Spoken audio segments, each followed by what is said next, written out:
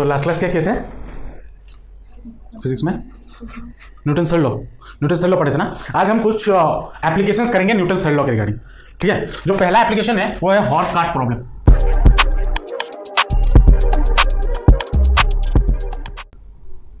Horse cart problem, इस चीज को समझना है पहले, क्योंकि ये यहाँ पे सिर्फ ये एक टाइप ऑफ एग्जांपल है कि हॉर्स और कार्ट का अगर कॉम्बिनेशन होगा तो उसको हम कैसे सॉल्व करें। ठीक है, इसका अलग अलग वेरिएंट के क्वेश्चंस भी बन सकते हैं, ऐसा नहीं कि सिर्फ हॉर्स कार्ट का क्वेश्चन आएगा। ये कॉन्सेप्ट है जिसको समझना है और हमें याद रखना है कि याद नहीं, हमें समझना है कॉन्सेप्ट क्या लगा रहे हैं हम। ठीक है, जैसे कि मान लो एक रोड है और एक कार्ट है।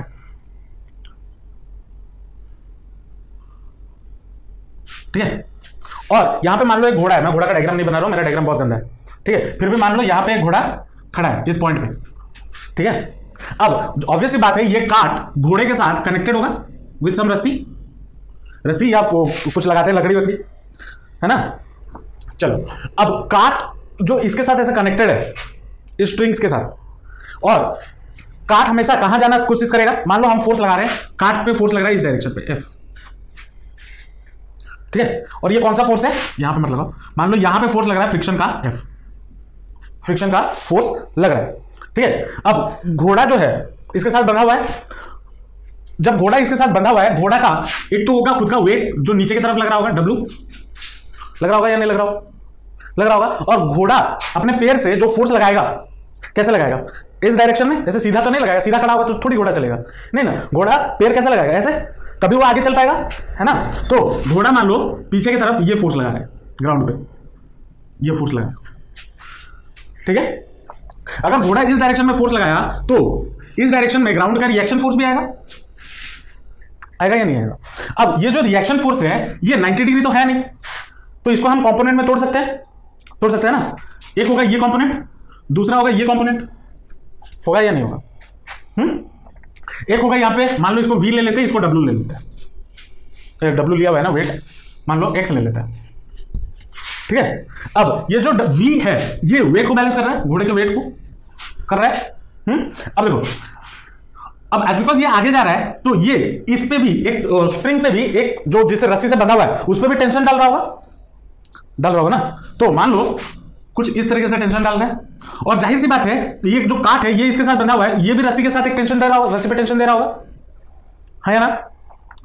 घोड़ा, अब बात करेंगे हम किसकी, घोड़ा की। घोड़ा आगे कब मूव कर पाएगा, ये मान लो टेंशन दे रहा है, दोनों T है।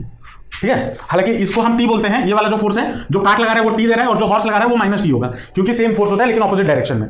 ठीक है, घोड़ा आगे कब चल पाएगा, मैं बात कर रहा हूं हॉर्स की। हॉर्स आगे तभी चल पाएगा जब X हमारा ग्रेटर देन T होगा। घोड़ा आगे तभी चल पाएगा जब ये फोर्स इससे छोटा होगा या फिर ये फोर्स इससे बड़ा होगा, तभी घोड़ा आगे चल पाएगा ना, है या ना, चल पाएगा। तो नेट फोर्स कितना हो जाएगा, X - T होगा या नहीं होगा। अब घोड़ा आगे जा रहा है तो ऑब्वियसली उसका एक एक्सेलरेशन होगा, और वो मास से भी, उसका मास भी होगा, है ना, घोड़ा का मास भी तो होगा। तो लेट एक्सेलरेशन ऑफ हॉर्स हम मानते हैं A, और मास ऑफ हॉर्स हम मानते हैं M। ठीक है, तो एक्सेलरेशन हमारा या फोर्स इक्वल टू कितना होना चाहिए, F = M है। तो ये फोर्स है नेट फोर्स X - T, तो देयरफॉर हम क्या लिख सकते हैं, X - T = ml लिख सकते हैं या नहीं लिख सकते हैं, लिख सकते हैं। मान लो इसको इक्वेशन नंबर क्या 1। ठीक है, अब आते हैं कार्ट पे, ये तो हो गया घोड़े के बारे में बात। अब आते हैं इस वाले बक्से पे। ये वाला बक्सा आगे कब मूव करेगा, जब ये टेंशन, जब मैं घोड़े के बारे में बात कर रहा था मैं कार्ट के बारे में बात नहीं कर रहा था। अब मैं जब कार्ट के बारे में बात कर रहा हूं मैं घोड़े के बारे में बात नहीं करूंगा। ठीक है, अलग अलग स्पेस, अलग अलग हम बात कर रहे हैं। ये कार्ट आगे कब बढ़ेगा, अगर T फ्रिक्शन से बड़ा हो जाए तभी आगे मूव करेगा, है ना। तो T अगर F से या फ्रिक्शन से बड़ा हो जाए तभी ये आगे मूव करेगा। तो नेट फोर्स कितना होगा, T - F होगा या नहीं होगा।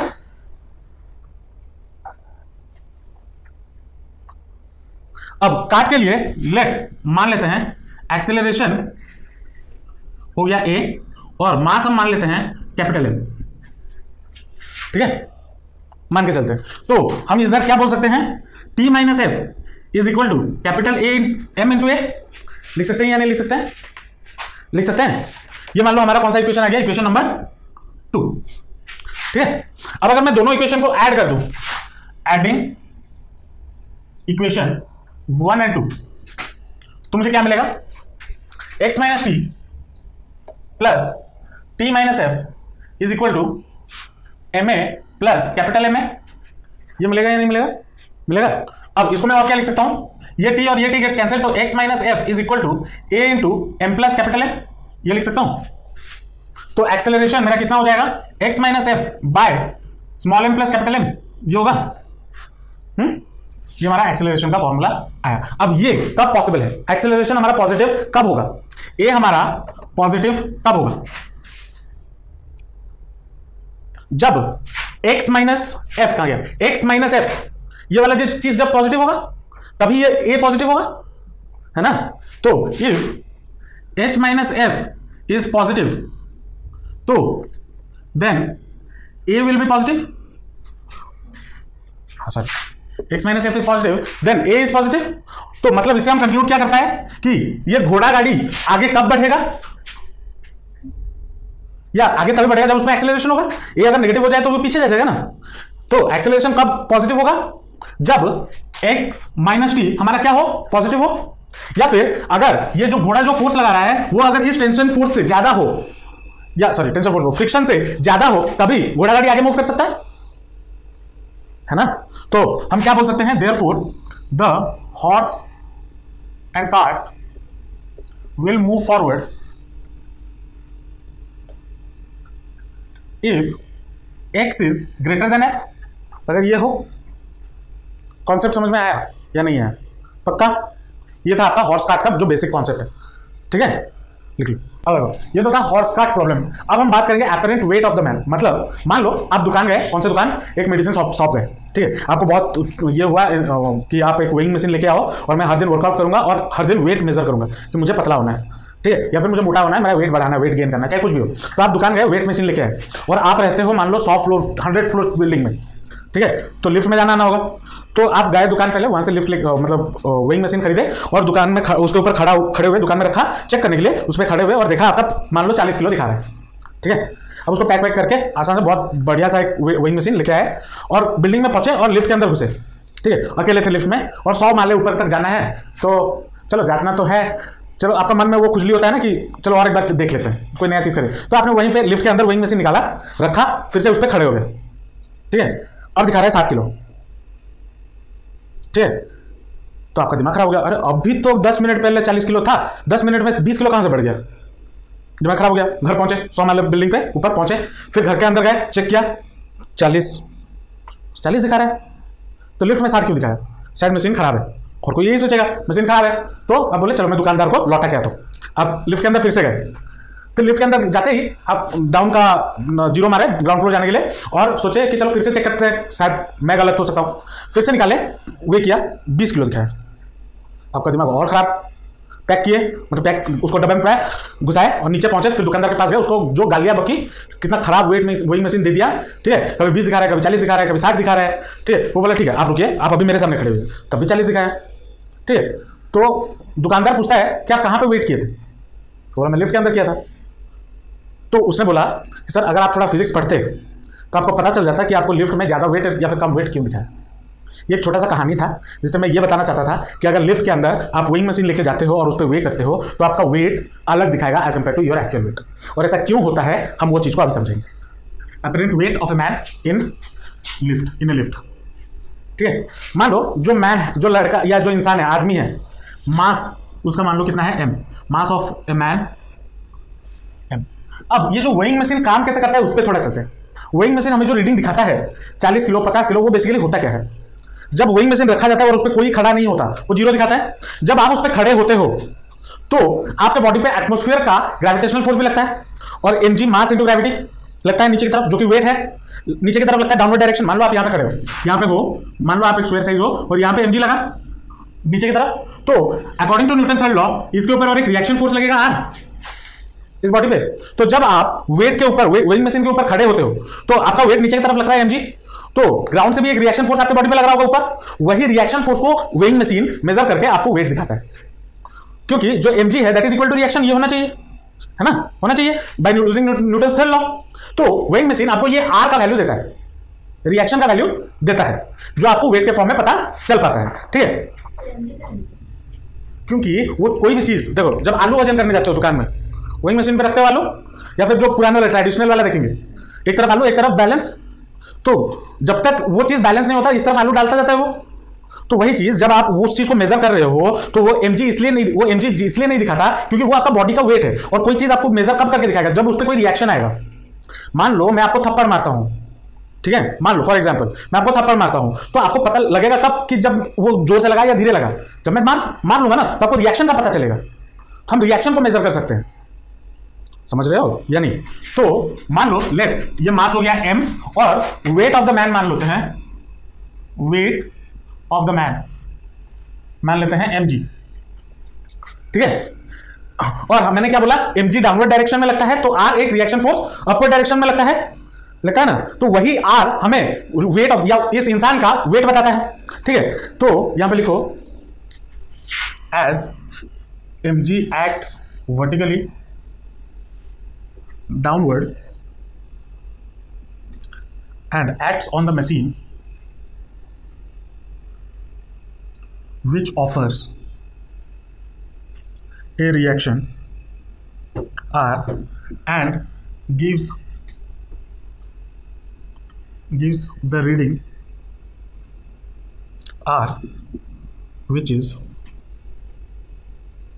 the force experienced by the man, ठीक है। मतलब क्या हुआ, देखो mg as because vertically downward जा रहा है, ठीक है, और हम वही मशीन पे खड़े हैं, तो mg नीचे की ओर लग रहा है, तो हमारे ऊपर भी एक रिएक्शन फोर्स लग रहा होगा r, जो मैंने बताया। तो वो जो r है उसी चीज को वही मशीन मेजर करके देता है ना। तो वो जो r है हम उसको एपरेंट वेट भी बोल सकते हैं, ठीक है। एपरेंट वेट मतलब जो होने वाला वेट होगा, ठीक है।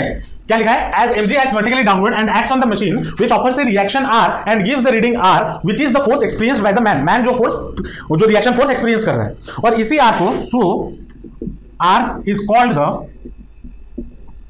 apparent weight, और जो रियल वेट है वो क्या है, mg, और ये है apparent weight।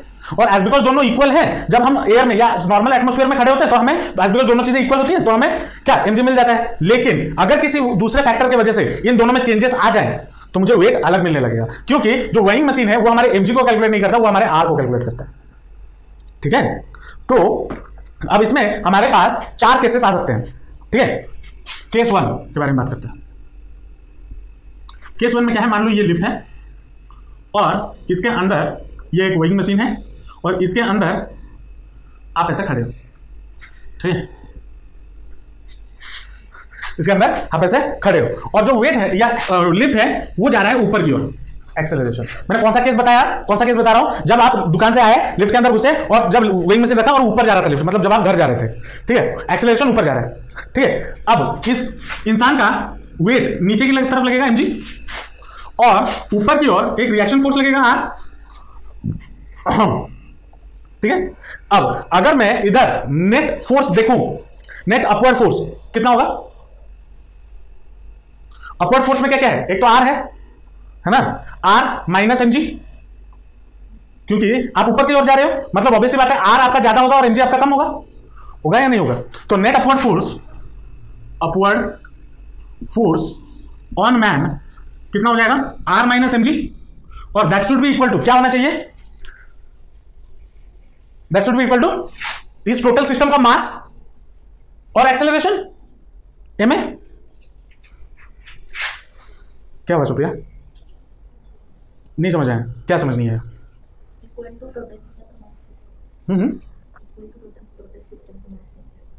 अच्छा, ये क्या है, नेट अपवर्ड फोर्स है ना। हाँ, अब मैन ऊपर जा रहा है, मतलब मरने के लिए नहीं जा रहा है, ऊपर बिल्डिंग में ऊपर जा रहा है ना। अच्छा सॉरी, मैंने गलती से बोल दिया टोटल सिस्टम का मास, इसका मास इनटू ये एक्सेलरेशन होगा। मतलब समझो, देखो जब ये ऊपर जा रहा है, इंसान ऊपर जा रहा है, किसके मदद से ऊपर जा रहा है, लिफ्ट के एक्सेलरेशन की वजह से ऊपर जा रहा है, नहीं तो वो तो अपने जगह पे ऐसे खड़ा रहता लिफ्ट के अंदर, और लिफ्ट के अंदर वो तो खड़ा तो है, कुछ तो काम नहीं कर रहा, वो खुद ऊपर थोड़ी जा रहा है, कूद के थोड़ी गया है, नहीं उसे लिफ्ट लेके जा रहा है, ठीक है, तो इस इंसान का मास इंटू एक्सेलरेशन होना चाहिए F इक्वल टू एम है ना, तो नेट फोर्स इसमें कितना लगा r माइनस एम जी, क्योंकि ऊपर जा रहा है। अगर नीचे जा रहा होता तो क्या करते, mg माइनस r, तो फोर्स कितना हो गया, net force r minus M G हो गया। अब r minus M G that should be equal to mass into acceleration, mass इंसान का कितना है m और एक्सेलरेशन कितना है a, है ना। समझे या नहीं समझे, समझे। तो दिस r, ये r आपको कितना मिलेगा, ma प्लस mg, ये मिलेगा। That should be equal to कितना, m अगर कॉमन ले लिए a प्लस g, और ये r इक्वल टू। अब देखो मैं इसी चीज को आपको एक एग्जांपल लेकर दिखाता हूं, फॉर्मूला बेसिस पे ये सही है या गलत है, सही है। मान लो मैंने जो एग्जांपल दिया, मान लो 40 किलो आपका वेट है, मतलब mg आपका कितना हो गया 40 हो गया, तो m आपका कितना होगा, मान लो मैं 10 लेके चलता हूं जी को, तो 40 बाई 10 4, मास हो गया 4 हो गया ना। अब हम रिएक्शन निकालते हैं, r इक्वल टू क्या होना चाहिए, m इंटू a प्लस जी, ये होना चाहिए। अब मान लो लिफ्ट का कुछ एक्सेलरेशन है, मान लो 5 मीटर पर सेकंड या 50 मीटर पर सेकंड, कुछ एक्सेलरेशन तो होगा तभी तो ऊपर जा रहा है। मान लो 5 ले लेते हैं, एक्सेलरेशन ऑफ लिफ्ट 5 ले लेते हैं, तो कितना हो जाएगा, m आपका कितना निकला 4, और ये हो गया 5 प्लस 10, तो कितना हो जाएगा 15 इंटू 4 60 केजी। तो जब लिफ्ट से आप ऊपर जा रहे हो, जब ऊपर नहीं जा रहे थे तब कितना वेट था, लेकिन जब लिफ्ट में ऊपर जाते हुए मेजर किए कितना दिखाया, तो जब आप लिफ्ट के अंदर घुसे और वेट मेजर किया तो आपका वेट क्या होगा, इंक्रीज्ड मिलेगा जब आप ऊपर जा रहे हो। समझे या नहीं समझे, पक्का। उसके बाद आते हैं केस 2 में।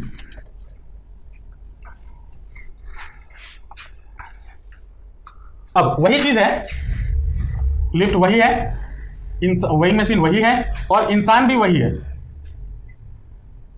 ठीक है। लेकिन जो एक्सेलरेशन है, अब लिफ्ट क्या हो रहा है, नीचे आ रहा है। जब आप गुस्से से नीचे आ रहे थे लिफ्ट के, ठीक है, अब नीचे आ रहा है, तो यहां पे इधर mg इधर लगेगा, देख लो फिर लिख लेना, टाइम दूंगा लिखने के लिए, देख लो समझ लो पहले। mg नीचे लगेगा, रिएक्शन कितना लगेगा, ऊपर की ओर r लगेगा या नहीं लगेगा, एज बिकॉज आप नीचे आ रहे हो, क्या कर रहे हो, नीचे आ रहे हो, तो नेट फोर्स आप पे कितना होगा,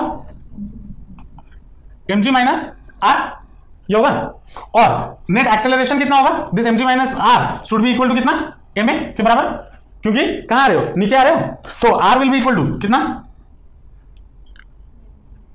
mg माइनस ma होगा, तो r will be equal to m common ले लो, g माइनस a ये होगा।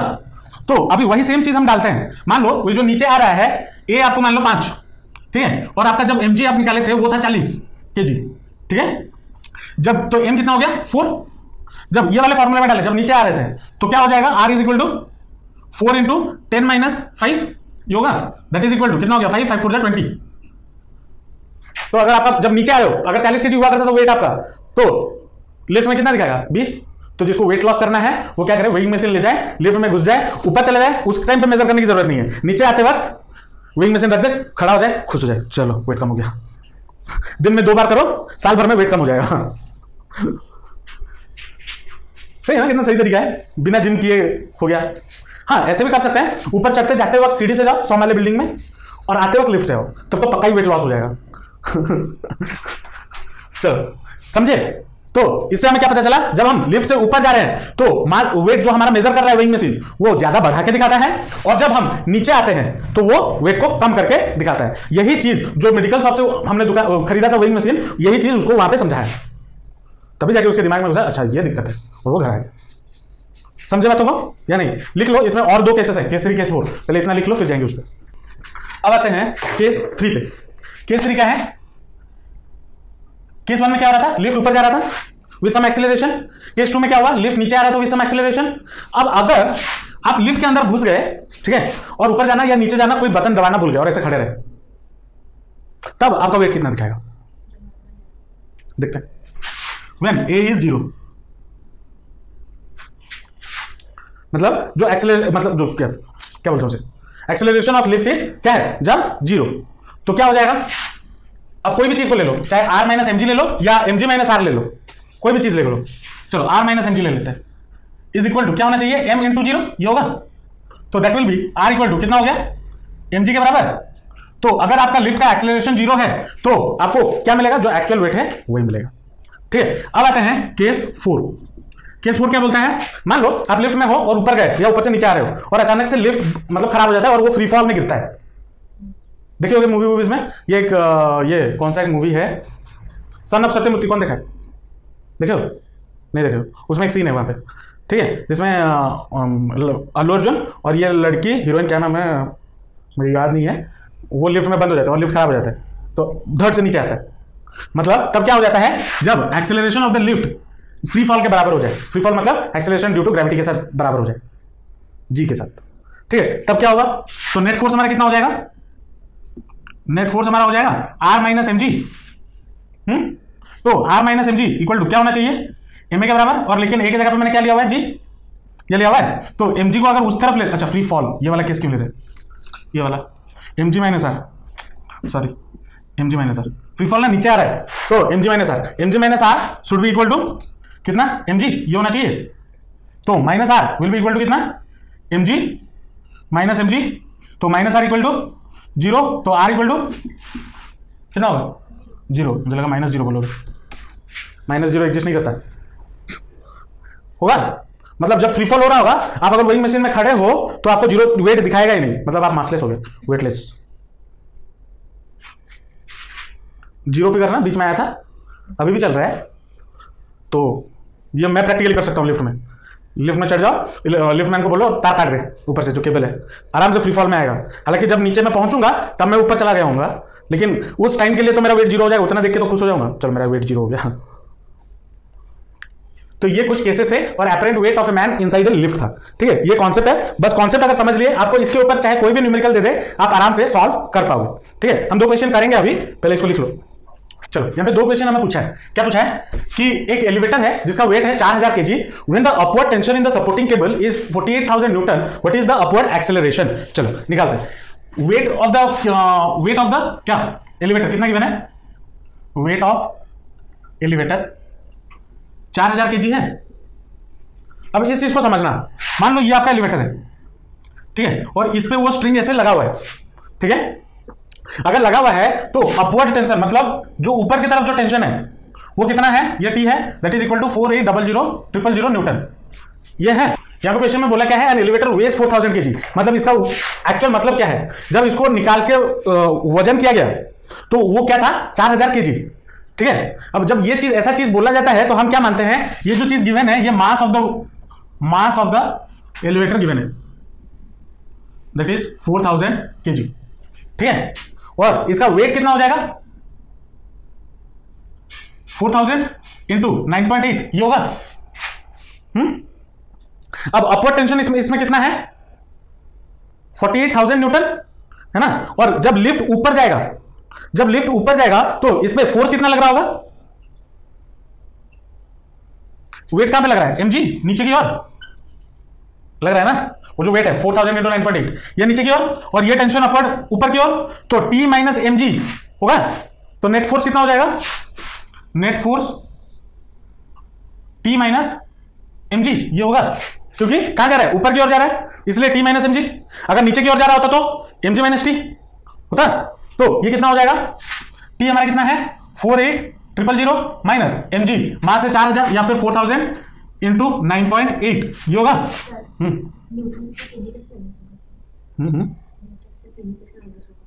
न्यूटन से बेटा वेट भी हमारा तो न्यूटन से ही मेजर किया जाता है ना, केजी से मास होता है, वेट को हम केजीएफ से करते हैं जो कि न्यूटन के बराबर है, बताया तो था,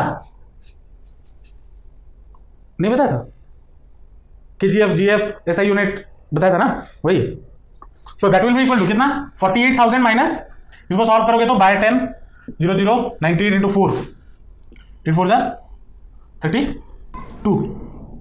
9 4 36 39 392 00, तो माइनस 39200 कितना आएगा, इसको सब्सट्रैक्ट करेंगे तो 0 0 8 फिर 8 3 माइनस 3 0, हाँ कितना होगा नेट फोर्स 8800 न्यूटन, तो 8800 न्यूटन ये होगा। तो अपवर्ड एक्सेलरेशन ये चीज तो पूछा है, कितना हो जाएगा, F इक्वल टू क्या होता है ma, तो A will be equal to F by m ये होगा, तो F हमारा कितना निकला है 8800 डिवाइडेड बाय मास कितना है 4000 है ना, तो 20 गेट्स कैंसिल, और ये कितने से कटेगा, 4 से काटो तो 22/10 मतलब 2.2 मीटर पर सेकंड स्क्वायर, इतने स्पीड से ऊपर जाएगा। उसके बाद नेक्स्ट क्वेश्चन में क्या बोला है, starting from the rest how far does it rise in 3 second. अगर इतने स्पीड से भी जा रहा है और वो रेस्ट से स्टार्ट कर रहा है तो उसे कितना टाइम लगेगा, मतलब वो कितना डिस्टेंस ट्रैवल करेगा इन 3 सेकंड्स। तो हमने अगर रेस्ट से स्टार्ट कर रहा है, ये बिट्टू रेस्ट से स्टार्ट कर रहा है तो u इक्वल टू हो गया 0 इनिशियल वेलोसिटी, और टाइम कितना दे दिया 3 second. s equal to formula क्या था, ut plus half a t square, एक फॉर्मूला था, ये वाला टर्म तो 0 हो जाएगा। तो s will be equal to half into 2.2 मतलब 22/10 इंटू 9, ये होगा। इधर से ये काटे तो 11 तो 99/10 which is equal to 9.9 metre. तो 3 सेकंड में कितना जाएगा 9.9 मीटर, समझे, लिख लो। और तो टाइम हो गया। एक क्लास हम लेंगे जहां पे हम सारे क्वेश्चंस जो हैं जो आ सकते हैं, क्योंकि एप्लीकेशंस खत्म नहीं हुआ है, और भी एप्लीकेशंस हैं जो कि आपको कंजर्वेशन ऑफ मोमेंटम या गन वन वाला क्वेश्चन, वो सब इंक्लाइन प्लेन, बहुत सारी चीजें अभी आएंगी इसमें, अभी तो शुरू हुआ है। ठीक है, तो करेंगे एक क्लास में और भी क्वेश्चंस इसके रिगार्डिंग। ठीक है, नेक्स्ट क्लास हम इसका जो चेंज इन या कंजर्वेशन ऑफ मोमेंटम पढ़ेंगे, वो और मजा आएगा। ठीक है, चलो मिलते हैं नेक्स्ट क्लास, बाय बाय।